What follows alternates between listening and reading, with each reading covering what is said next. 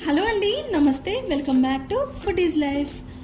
Weekend వచ్చేసింది. టేస్ట్గా ఏం చేసుకుందామని చూస్తున్నారా? నేనైతే మీ ముందుకి చోలే మసాలా కర్రీతో వచ్చేసాను.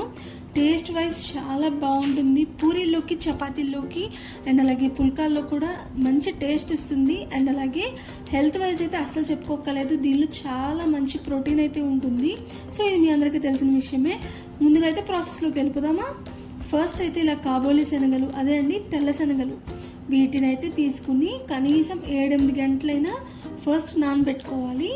ఇలా నానబెట్టుకున్న కాబోలి శనగల్ని ఇలా తీసేసుకుని ఒక గిన్నెలోకి అయితే తీసుకుంటున్నాను. ఫస్ట్ నేను 7-8 గంటలు టైం లేదు అనుకుంటే మీరు గోరువెచ్చని వాటర్లో ఒక 5-6 గంటలైతే పక్కగా నానబెట్టండి. అలా నానబెడితేనే మనకి శనగలు బాగా మనకి నానే ఉడికి టేస్ట్ మంచిగా వస్తుంది. సో ఇవన్నీ కూడా ఒక గిన్నెలోకి ట్రాన్స్ఫర్ చేసుకుని విజిల్ కుక్కర్లో 4-5 విజిల్స్ వచ్చేంత వరకు ఉంచుకోవాలి. ఈ లోపల మనం కడాయిని తీసుకుని ఇందులో 2 ఏలక్కాయలు వేసుకున్నాను. తర్వాత ఒక గుప్పెడంతా జీడిపప్పులు తీసుకుని ఈ రెండు కూడా ఫస్ట్ కాసేపు అయితే వేయించుకోవాలి లో ఫ్లేమ్లో పెట్టుకుని. మనకి జీడిపప్పు అనేది కమ్మదనాన్ని ఇస్తుంది అనమాట కర్రీకి. సో ఈ రెండు కూడా ఒక 2 మినిట్స్ అలా వేయించేసుకున్న తర్వాత ఇందులోకి 1 స్పూన్ జీలకర్ర అండ్ అలాగే 2 స్పూన్లు ధనియాలు అయితే వేసుకున్నాను. ధనియాలు మంచి టేస్ట్ ఇస్తాయండి. ధనియాలు మాత్రం అస్సలు మిస్ చేయొద్దు. ఈ కర్రీలోకి మంచి టేస్ట్ ఇచ్చేది ఏంటయ్యా అంటే ధనియాలే అనమాట. సో ధనియాలను అయితే అస్సలు స్కిప్ చేయొద్దు. సో అన్నీ కూడా వేసేసుకున్నాం కదా, ఇలా వేసేసుకుని ఫస్ట్ అయితే ఇలా వేయించేసుకోవాలి. ధనియాలు వేగుతున్నప్పుడు వస్తుంది అరోమా, చాలా బాగుంటుంది. అలా ఆ అరోమా వచ్చేంత వరకు వేయించుకోవాలి. ఇలాగ వేయించేసుకున్న తర్వాత కాస్త చల్లారిన తర్వాత ఇలా మిక్సీ జార్లోకి అయితే ట్రాన్స్ఫర్ చేసుకోవాలి. వీటిలోకి ఇంకా ఎటువంటి మసాలా దినుసులు కూడా వేయాల్సిన అవసరం లేదు. ఇవి వేస్తే సరిపోతుంది, మంచి టేస్ట్ అయితే వస్తుంది. సో అంతా కూడా ట్రాన్స్ఫర్ చేసుకున్న తర్వాత ఒక ఇంత ముక్క చూస్తున్నారు కదా, చిన్న ముక్క ఒకటి అల్లాన్ని తీసుకుని వేసుకోండి. అండ్ అలాగే ఒక 10-15 వెల్లుల్లిపాయ రబ్బల్ని కూడా తొక్క తీసేసుకుని వేసుకున్నాను. ఆ తర్వాత కారానికి సరిపడా 3 ఎండుమిరపకాయలను కూడా వేసేసుకున్నాను. ఆ తర్వాత 3-4 టమాటాలు పెద్ద సైజు తీసుకుని ఇలా ముక్కలుగా కట్ చేసుకుని మిక్సీ జార్లోకి అయితే ట్రాన్స్ఫర్ చేసేసుకున్నాను. మూత పెట్టేసుకుని మంచి పేస్ట్ కన్సిస్టెన్సీలోకి మిక్సీ పట్టేసుకుంటే మనకి మసాలా పేస్ట్ అయితే రెడీ అయిపోయిందనమాట. సో ఇప్పుడు దీన్ని పక్కన పెట్టేసుకున్నాము. కడాయిలోకి అయితే ఒక 4-5 స్పూన్లు ఆయిల్ అయితే వేసుకున్నాను. కొంచెం ఆయిల్ ఎక్కువే పడుతుంది కర్రీలోకి. సో తర్వాత జీలకర్ర వేసుకున్నాను అనమాట. జీలకర్ర వేసుకుని ఖచ్చితంగా చిట్పట్లాడేంత వరకు ఫస్ట్ అయితే మనం వేయించుకోవాలి. ఇలా చిట్పట్లాడుతున్నప్పుడు మనం పచ్చిమిరపకాయలను కూడా ఒక 4 తీసుకుని కారానికి తగ్గట్టుగా చూసుకుని తీసుకోండి. ఇలా పెద్ద సైజు ముక్కలుగా కట్ చేసుకుని వేసుకున్నాను. తర్వాత 2 మీడియం సైజు ఉల్లిపాయలను కూడా తీసుకుని ఇలా దీనిలోకి వేసేసుకోవాలి. ఈ రెండు కూడా మంచిగా కలర్ చేంజ్ అయ్యేంత వరకు ఖచ్చితంగా వేయించుకోవాల్సిందే. ఆనియన్స్ అనేవి గోల్డెన్ బ్రౌన్ కలర్లోకి వచ్చేంత వరకు ఖచ్చితంగా వేయించుకుంటేనే మనకి ఆ టేస్ట్ వస్తుందన్నమాట. సో పచ్చిపచ్చిగా ఉంటే మనకి ఆ టేస్ట్ అయితే తెలియదు. ఇలాగా వేగిపోయిన తర్వాత ఇందులోకి మనం ఇందాక మసాలా పేస్ట్ ప్రిపేర్ చేసుకున్నాం కదా, సో ఆ మసాలా పేస్ట్ని అయితే ఇందులోకి మొత్తం కూడా ట్రాన్స్ఫర్ చేసుకున్నాను.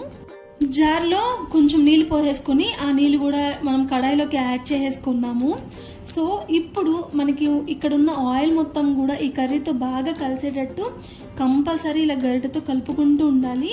ఈ చుట్టూ కూడా మనకి ఆయిల్ అనేది సెపరేట్గా ఉంది కదా, సో అది ఖచ్చితంగా మనకి కర్రీతో బాగా కలిస్తేనే మనకి బాగా కర్రీ అనేది ఉడికి మంచి టేస్ట్ వస్తుంది.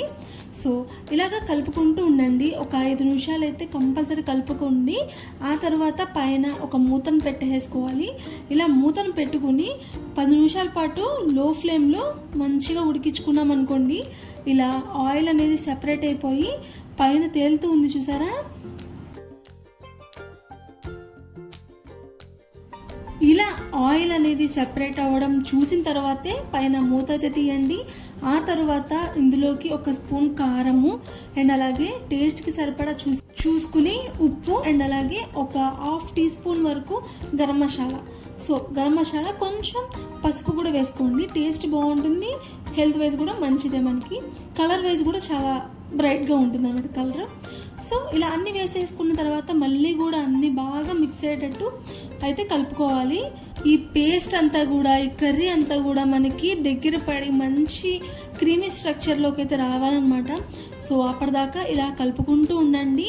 పైన ఒక మూత పెట్టేసుకుని ఉడకబెట్టుకున్నారంటే మంచిగా దగ్గర పడిపోతుంది అనమాట కర్రీ అనేది. సో ఇలాగ కొంచెం దగ్గర పడిన తర్వాత మనం కరివేపాకు రెబ్బల్ని కూడా వేసుకున్నాము. ఇలా వేసుకుని మళ్ళీ కూడా అంతా కూడా బాగా కలుపుకోవాలన్నమాట. ఈ వీకెండ్కి ఎటువంటి డౌట్ లేకుండా ఈ కర్రీ అయితే మీరు ఒకసారి ట్రై చేయండి. మంచి టేస్ట్ ఉంటుంది అండ్ అలాగే హెల్త్ వైజ్ కూడా చాలా మంచిది. సో ఇప్పుడు మనకి దగ్గర పడుతుంది కదా, ఇది పక్కన పెట్టేసి కాసేపు మనం కుక్కర్లో పెట్టుకుని ఉడికించుకున్నాం కదా కాబోలి శనగలు. సో వాటిని ఇలా మ్యాష్ చేసుకోవాలి. పూర్తిగా మ్యాష్ చేసుకోకూడదు, ఇలా పైన జస్ట్ అలా కొంచెం మ్యాష్ చేసుకోవాలన్నమాట.